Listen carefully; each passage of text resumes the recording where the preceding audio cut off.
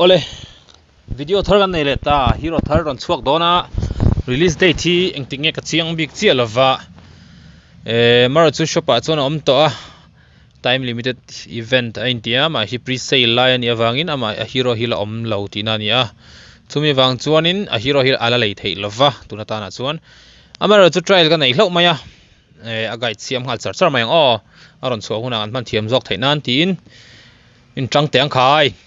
ole emblem set big a hianin fighter kan lak don chuanin hei hini don ani firmness invasion le festival of blood thialak turani a tin assassin emblem agility invasion le bounty hunter hei ti safe ka du chi alwa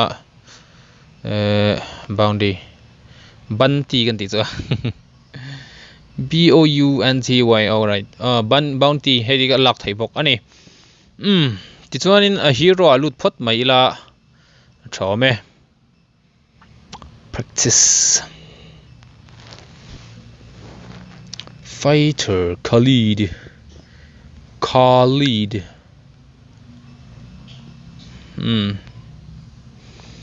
ole emblem sorry spell a hianin ultimate kan tlan chedu ani lem lo hi chon flicker hi tha ultimate kan tlan chedu ani chuanin petrify aegis le execute hi miltani mar chu ke chon flicker fighter tani wangin escape nei tha chuang lo tin enemy nan tangkai boxia chumi wang chuanin flicker lak mai kha poilo kan ti ani chu video te kan da kha deva hero te kan da kha deva tin request om ang te po ti hlot lina har du khop maya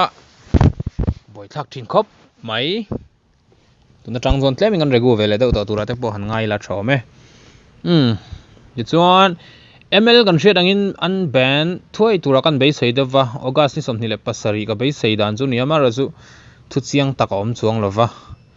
I an ban don ani ti lai ero kha chu sheta ila a thome ti chuanin Khaleed hi hero spell vem nei thadeu mai hi ni ama hi ma a core build te item build te kan sei chiang don ani a skills combination kan tiang chi temo ole passive atangin in cheer thousand teng Khaleed accumulates desert power while moving. After desert power is fully charged, Khaleed will slide on sand, increasing movement speed by 25% and enhancing his basic attack. With the enhanced basic attack, Khaleed dashes to the target and raises a wave of surging sand, dealing to the target, enemies and behind, leaving a pool of sand for 2 seconds. This damage cannot be a critical hit. Ati evangin ama hian critical chance, critical hero ni lo wangin critical ability ni lo ti kha chu chiang ta ni ti chuanin ama Khaleed hi heti idin tir hi chuan engma ku anun na hnuai mi te khu kan hmu the mo manna barang de te khu a u kurong ania ku te khu akam tial tiala ma se heti chet kwal hianin aron full ve mai don ani ti chuan a full to huna chuanin ti khon ama khu ama ain ati tan chaka tin I athlok chak tin ani bera chu hemi senda hi idin pui chuanin above mai dona ma in kha bove mai ma se heti man reng chuanin ti hian reng don ani kha a passive ania tin a passive hianin tilti the ne heti a thlo lai hemi send dina om lai hian a basic attack skills ni lo mo basic attack hi atina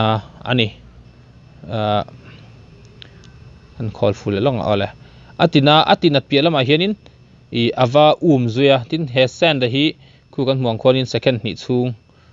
ada bokani don ku send kon enemy movement ni ati muang bokta ti chuanin a damage range hi zaw em ani en lok taila send nei lo hianin ku a damage range chu ni ta ni ku zaw zong ku ma se send nei zong ku damage zaw zong ku en lok la zaw thakop me he tani bokhat hian ava dei theini alu kar dang deu hian mo ti chuna passive nung le mai me hei in tlan kwal pui khan ni maya itlan chak deu phei chuanin om rang don tina ni mai pen tina khan a khol tat maya to kha passive chu nia AOE damage nei ni in ka shia kan remove lokanga normal bot thi kan tlar phei sinanga a passive hian in anti-enge thokan en lokanga pakhat thika attack kanga AOE damage nei ani ti chuanin heng AOE damage ni chuan pakhat item a khoi thei tina alo ni ta ni ole ti chuan in cooldown sang sang kan han enanga ama hi second skill hi up masak ber tur ani dona ti chuan in first skill hi chu kan thriat angin I second cooldown hi second nga te chawni a tin a cooldown hi second nga te ni piala ma hianin voithum han aman non thei don ni nga ria kan en lokang ka leave pal sorry kan englo pala butang kan lut thalia engpon ni se saichun zamang a passive chu kan thre to aka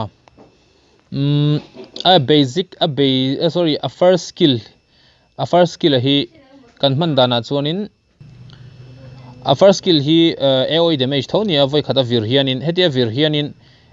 khu cooldown khu kal ngala enemy a fu ero chuanin voi khat atlan kuala ti chona sat le tani voi ni atina ni chei en lokang a fu chon voi khat athlok kuala voi ni voi thum lai sat tani ti chuanin en kan lom huma nem ka shelowa en chiang lok taila a fu khanin voi khata sata ti chuan a cursor hemi I hoitir zong ang zong khanin ama kha atol phenga ti chona sat lenga voi khat ti chuan voi khata sat le don ni enla voi khat voi ni voi thum kha a fu chuanin ama saberena fu chuanin voi thum kha sat kwal theitlat mai ni khalaya kha voi khat voi ni heta fu to lo ma semo tin ti hian ti taila voi khat na chawina fu apoi mo je chu voi khat na ina fu to chon heta mi kha fu to lo ma se kha voi thum kha a khoi fu shim shimani AOE damage khan mo kha a first skill man dan chu nia alu card ang deu takin I a deu rewani voi thum kha chu tuna hian enemy pathum lo om ta se enemy pathum hi lo om ta se kita a chho zong khianin first skill me zo khianin adang engma mengai lo minus 7 to pati hian voi thum a sat kwalani ti chuanin kha first skill chu nia a second skill ve ro chu desert power kan ti mai amana ang deu te khu a khola khu a passive khu aron englo pi alama anunna atipung le a tin heti chung hei anunna tipung le tin heti chung hianin second lead chung ama hianin 70% in damage adona hi ati claim zok tani chu a item tene na man tang kai dan tu na kina karon soidon ani ole ultimate thodan vele thung kan en leng ultimate hian AOE damage ne ya a huam china awa khoi fu piang hi astan don ani ti chuanin a kalkong alo om hian damage an dong don tho bok ani khu damage a dong thoa helai ama sabera mi hian in damage su dong thoa helai mi hian an dong na zuala hemite pani hian tin hemite pani bi ga hi astan bok ani en chiang le lok taila hetai mi kan stand don anga khu astan tani kha ultimate chu ni a chuwang ultimate hi tlan chiat nan pom man thei tani enemy team fight la line tlan chiat nan escape nan man thei tani mo ti chuanin ole tuna skill combination kan soidona a passive khan enge ti kan threto a passive chuanin mia tani tro a passive chon mia ti kan threto kha chuwang tak chuang kha kan mang tang kai don tani voi khat voi thum zo hianin a passive mang hianin mi kan charge don ani chu in lo en chiang lo kang one on one lo ni ta se voi khat voi thum itlan sana kha basic ni beile a ti chona le ta ni ni voi thum ti chon ama naite apoi san thei bok ta kha damage chu ni ta ni ti chuan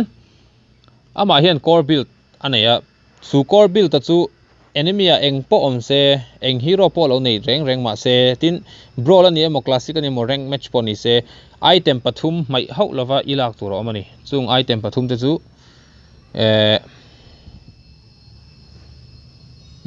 bloodlust x blade of despair le queen swing angai tani kan che tur chu a second skill hi hetia aman zo atanga second li chung hian damage a reduce hi 70% ani ti kan cheto ti chon queen swing hian in damage taken hi 50% in a reduce boka chumi wang chuan in khami pani passive tang kop khanin ama hi ati khal don ni second skills aman zo hian mo chuwang chuan in hi heng item pathum hi ama mo nge tur chu ani ta ni ole movement a chuan in engpo lo petai la heilon ta sela angor o build dan in dot kha kan lo thriat lo takin movement a attack heila theya ti chuan dot a hei amo blade of despair amo heila theya ti chuan in core angin kan build photanga defense a hei kalanga attack a blade of heptasis kalanga defense a immortality ti chuan in lifesteal hinga se kan du chuan in attack a hianin endless battle po kan pe thei thawa ti chuan immortality tel lo po hian a pek thei tho boka full damage burst damage pona kaltir theya hemi damage po hena kaltir thei ani a damage hian a ve khat ani ama himo en chiang o ultimate first skill ti chuan passive kan kha damage chu ni oi damage zel ani ama hi pakhat ai tama khoi zel awangin a damage hi chu anadon ti kha chu hria thiam omani a ultimate hi tha kan ti khopa kai chu a kal kong mi zong po hian an tuar ve vek tlat mai hi a tha khop mai in an chiang lo kang o a kho phak chin hi an tuar phei ve vek ani